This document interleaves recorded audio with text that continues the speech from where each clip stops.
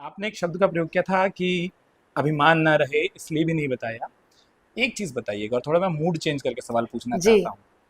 जब मंच पर आपका कार्यक्रम हो रहा था, और मैं शायद जिस शब्दों में करूँ मैं कोशिश कर रहा हूँ कि आपकी स्मृति में उचित रह जाए कि मंच पर आपकी प्रस्तुति हो रही है, मुख्यमंत्री योगी आदित्यनाथ बैठे हैं, पीछे अवनीश जी बैठे हैं, और उसके बाद आपकी प्रस्तुति बस खत्म होने को है और मुख्यमंत्री जी बताते हैं मंच पर आए केंद्रीय मंत्रियों और तमाम अतिथियों को कि ये जो आपने शानदार प्रस्तुति देखी है, इनके पति ये हैं।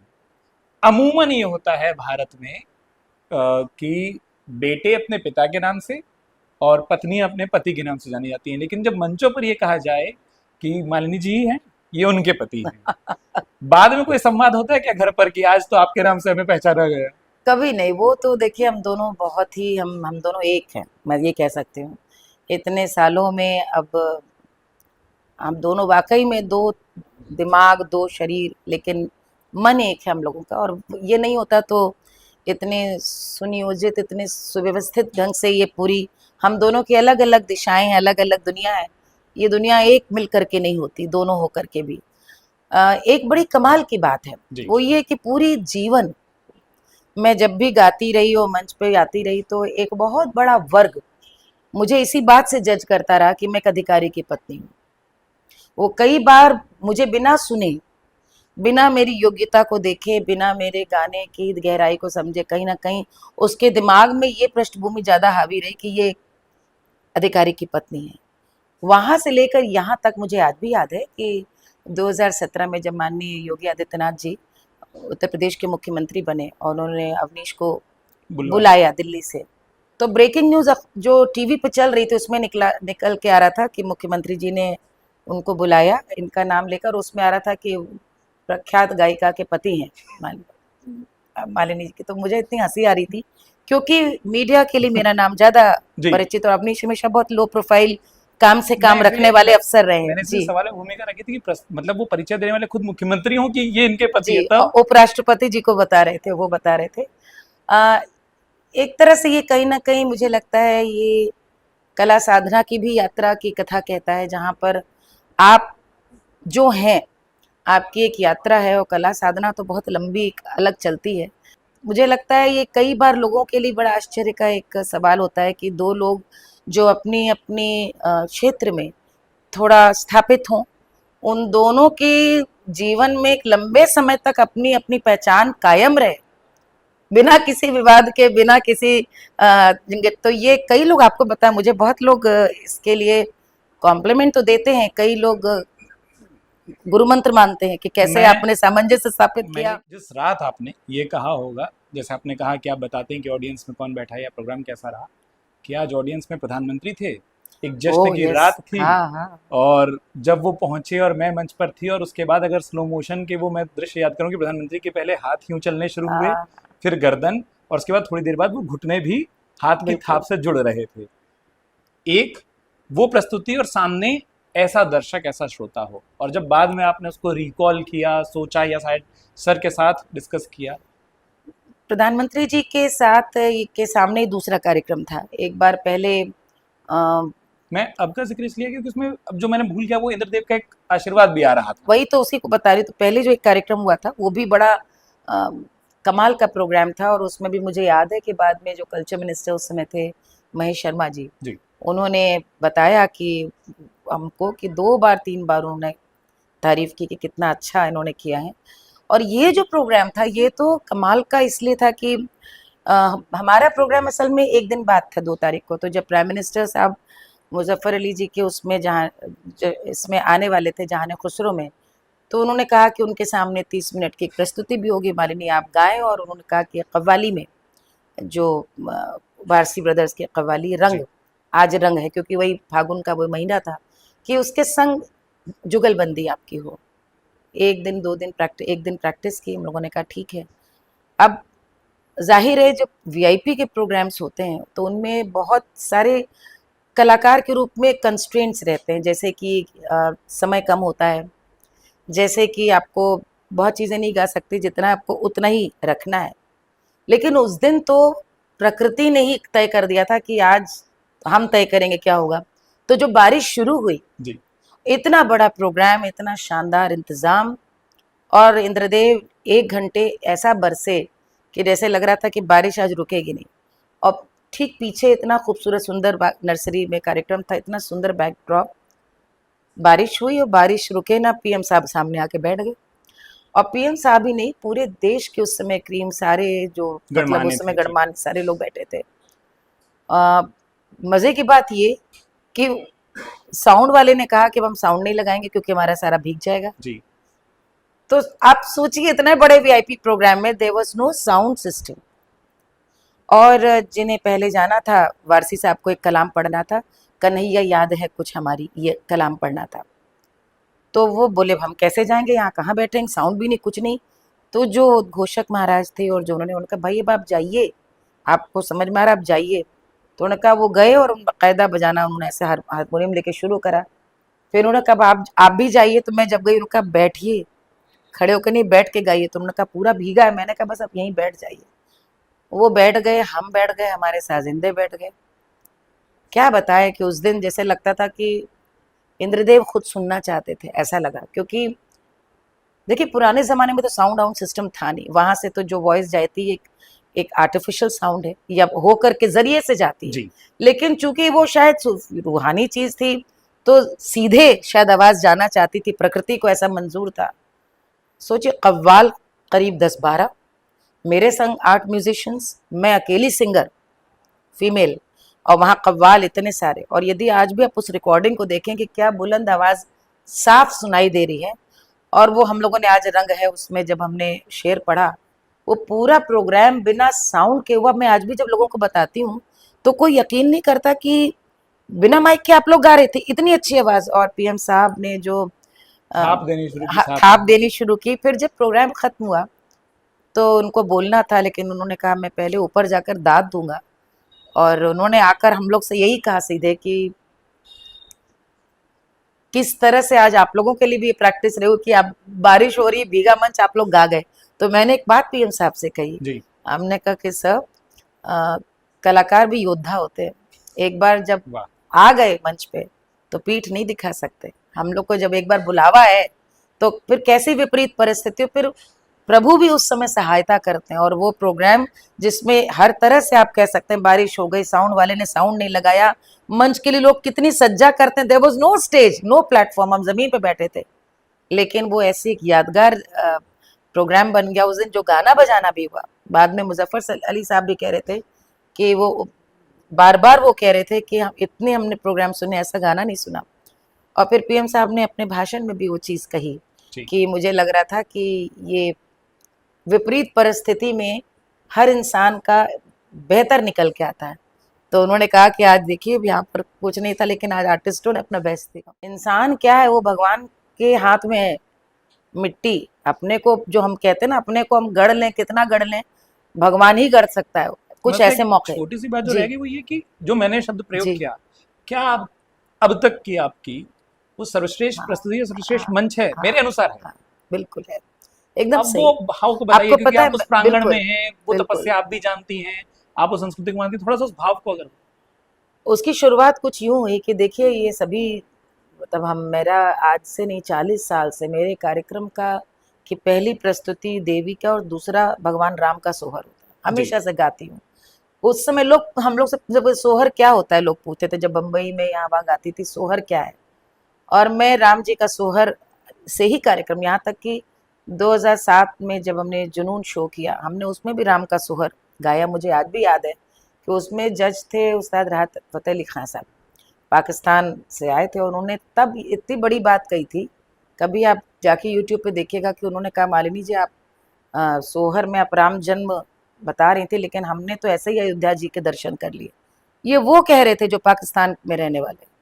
वहां से लेकर एक ऐसा भक्त जिसने अपने पिता से, माँ से, अपने पूर्वजों से अयोध्या नगरी में राम वास करते यही सुना हो, और उसको अदालत में लड़ाई को देखा हो कि राम का जन्म हुआ कि नहीं, इस पर भी कोई जिरा हो सकती है।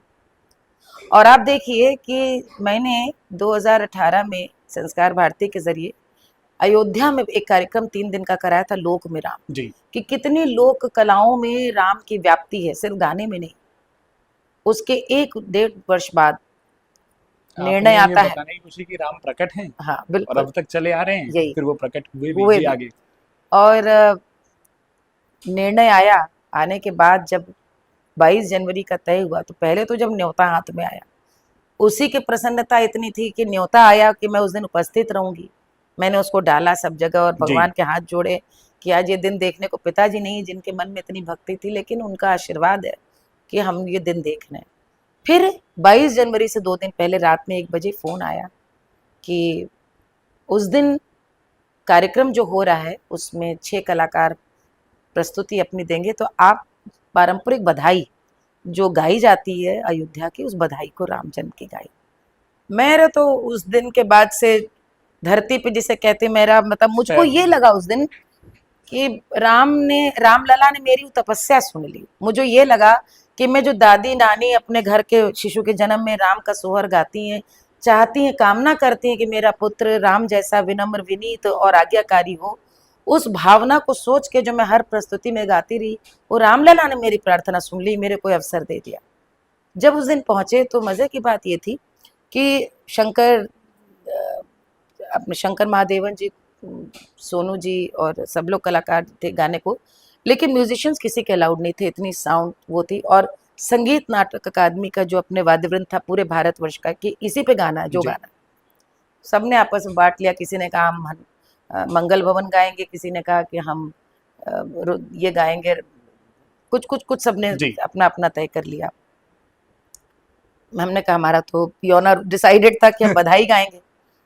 और देखिए वो समय कुछ ऐसा आया कि जब हम लोग अपना गा चुके और प्रधानमंत्री जी यहाँ आए, हम लोग उस दिन, मतलब उस दिन ऐसा सूर्य भगवान, आपने स्मृतियों के लिए कहा, उस दिन ऐसे सूर्य भगवान प्रकट हुए थे अयोध्या में, जबकि कोहरे चल रहे थे आसपास, कि जैसे वे स्वयं अपने सूर्यवंशी राम का तिलक देखने के लिए स्वयं प्रकट हुए हो।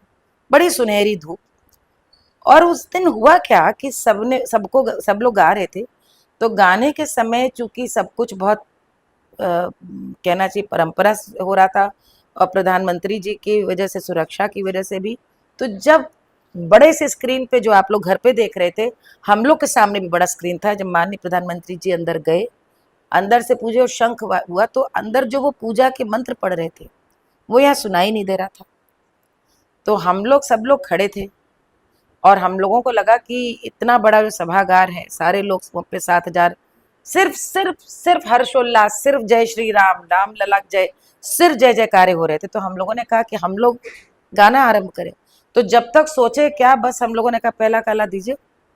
अब बस हम लोगों ने कीर्तन शुरू कर दिया, कीर्तन शुरू कर दिया। उसके बाद शंकर जी गाए, सब गाए, गा गा करके ये भगवान की एक ऐसी कृपा की जब तक गाते गाते, अकस्मात था पूरा, जी वो पूरा अकस्मात था, वो पूरा। अकस्मात, बिना किसी प्रैक्टिस के सब कुछ अकस्मात था। और जब गाने लगे तो हमारे ठीक सामने, हम लोगों ने 11:45 बजे शुरू किया होगा, जिस समय में बस मेरा आवाज, उस समय जब सब कलाकारों का टर्न आ रहा था ना, तो जब मैंने मोरे राम लला मोरे राम लला मोरे राम लला मोरे राम लला मोरे राम, मैं जब ये गाते गाते, तो हमने जैसे आंख अपने खोली तो देखा कि सामने रामलला की पहली छवि हम लोग के सामने आ रही थी। आपको मैं ये बस कह सकती हूँ कि उस दिन मुझे ये लगा कि आज इसके बाद प्रभु कह दे कि अब तुमसे मैं गाना गाने की शक्ति छीनता हूँ, तो भी मुझे कहीं कोई दुख नहीं रहता, क्योंकि मैंने जो मेरी तपस्या रही होगी, जो गाने की इच्छा रही होगी, उस दिन लगा कि सब समर्पित है, सब कुछ यहीं अर्पित है। किसके लिए कोई गाता है, किसके लिए भाव है, किसको समर्पण है, इस क्षण से सुंदर कुछ और क्षण हो सकता है? गायक होना इससे भी ज्यादा सार्थक हो सकता है क्या कभी? उस दिन यही लगा मुझे। और जब बाद में हम लोग चले आए, बाद में लोग फोन आने लगे, तो सबने कहा हम अपने घर में जब हम लोग देख रहे थे लाइव, तो मालिनी आप ही की आवाज सुनाई दे रही थी। तब उस दिन लगा कि ये राम कृपा है और कुछ नहीं। तो बस उस दिन के बाद से तो जो है वो समझिए कि ये सब क्या बोलते हैं उसको, ये क्यूमुलेटिव चल रहा है प्रभु की ओर से। हमारा तो उसी दिन समर्पण हो गया। किसी भी अन्याय के विरुद्ध मौन रहना, इससे बड़ा पाप क्या हो सकता है? और मुझे लगता है हर उस व्यक्ति में, पुरुष हो या स्त्री, यदि उसके भीतर चिंतन है, विचारशील मस्तिष्क है, आपको ये समझना होगा कि यदि मैंने शास्त्रीय संगीत सीखने के बाद भी लोक यात्रा की ओर आना पसंद किया या लोक गीतों को सामने लाने का प्रयास किया, तो इसके पीछे कुछ क्रोध ही तो था। क्रोध उस व्यवस्था का था जो सौतेला व्यवहार करता था लोक संगीत के प्रति, लोक संस्कृति को जो पिछड़ापन और गंवारपन कहता था, ये उसके प्रति क्रोध था। जो किसी को किसी के वेशभूषा पृष्ठभूमि से जज करता था, ये उसके प्रति विक्षोभ और क्रोध था। मैं जब तो ये क्रोध जो है, उस क्रोध को आपने यदि सकारात्मकता से प्रयोग कर लिया तो आप कुछ बन गए, उसकी आग में भस्म हो गए तो राख हो गए। ये आपके ऊपर है कि कैसे उसको आप गढ़े बनाए। अब ऐसा व्यक्ति जो अपनी संस्कृति के लिए इतना कट्टर हो जाए, जो अपने संस्कृति को लेकर के इतना आग्रही हो जाए कि वो स्वयं उसका एक प्रतिनिधि बन जाए, अपने बच्चों, परिवार, जानने वालों से भी अपेक्षा करे कि भाई आप कम से कम आदर करो, आदर करो। तो ये संस्कृति का ही एक कह लीजिए स्वरूप है। राष्ट्र विरोध में कोई बात करे और यदि किसी का खून नहीं खौलता, तो मुझे लगता है कि उस व्यक्ति की कहीं ना कहीं बनावट में कहीं कुछ कमी रह गई। यदि आपको इसका सामान्यीकरण जो लोग करते हैं ना, ये सामान्यीकरण से मुझे समस्या है। मुझे याद है कि जब इंटॉलरेंट है इंडिया, ऐसी डिबेट शुरू हुई 2015 में और कैंपेन शुरू हुआ, कैंपेन पुरस्कार बाकायदा, वापस किए गए। हाँ, जी। पुरस्कार वापसी योजना हुई और बाकायदा अंतर्राष्ट्रीय रूप से भारत को एक असहिष्णु राष्ट्र दिखाने की एक कवायद हुई, जिसमें झूठे सच्चे और कुछ घटनाएं, जो कुछ उसमें से दुर्भाग्यपूर्ण घटनाएं थी और उनको लेकर के बहुत अतिरंजिकता पूर्वक से बताया गया और कुछ कलाकार, साहित्यकारों ने अपने पुरस्कार भी वापस किए। और उससे भी बढ़ करके जो फेंस सिटर्स होते हैं ना, जो देखा देखी सोशल मीडिया पे सत्यता नहीं पता लिखे चले जा रहे हैं, मैंने उस समय, आपको मैं एक बात बताऊं, बहुत सारे कलाकार कोई पक्ष लेना पसंद इसलिए नहीं करते क्योंकि उनको जनता से जुड़ना है। हाँ। यदि आप एक पक्ष लेंगे तो एक पक्ष तो नाराज होगा और आपका काम ऐसा है कि आपको तो जनता के सामने जाना है। तो आप देखिए, इसलिए आर्टिस्ट वगैरह सब बड़ा, अधिकतर आपने बहुत सारे कलाकारों को, अब तो नहीं क्योंकि अब समय अलग आ गया है, लेकिन मैंने ये तय किया कि मेरे लिए अपने अंतःकरण को उत्तर देना ज्यादा बड़ी मेरे लिए गंभीर चुनौती, अपने प्रति ईमानदार रहना वो मेरे लिए ज्यादा महत्वपूर्ण है। मुझे ऐसे लोगों को सुनाना और सुनना भी नहीं, ना उनसे कोई स्वीकारोक्ति पाना है जिनके लिए राष्ट्र महत्वपूर्ण नहीं है, जो एजेंडे को नहीं समझ रहे हैं और एजेंडे में बहना चाहते हैं क्योंकि किसी वाद से प्रभावित हैं।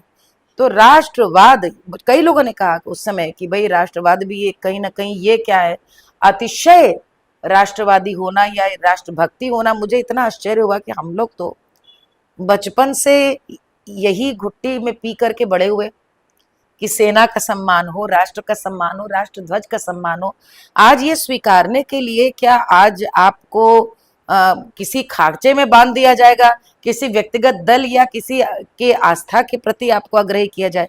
तो मैंने बहुत प्रतिकार किया, खुल कर आई। मुझे आज भी याद है कि इंडिया गेट में हम लोगों ने रैली की, उसमें अनुपम खेर जी, मैं गई और उसमें बाकायदा लीड किया और उसमें मैंने उद्बोधन दिया। और उस समय तो टेलीविजन चैनल पे जाकर कुछ तथाकथित बहुत बड़े बड़े साहित्यकार थे, उनके भी खूब बखिया उधेड़ी, क्या बोलूं। और लोगों ने सोशल मीडिया पर ये भी लिखा कि मान लीजिए कहीं चुनाव तो नहीं लड़ना चाहती, अब देखिए, वोट बैंक है। 10 साल हो गए इस बात को लेकर। ये भी बात में बड़ा अच्छा हुआ आपने बोला। आपके राज्य की खबरें, आपके शहर की खबरें सबसे पहले जानने के लिए देखते रहें अमर उजाला। चैनल को सब्सक्राइब जरूर कर लें और पाएं हर अपडेट।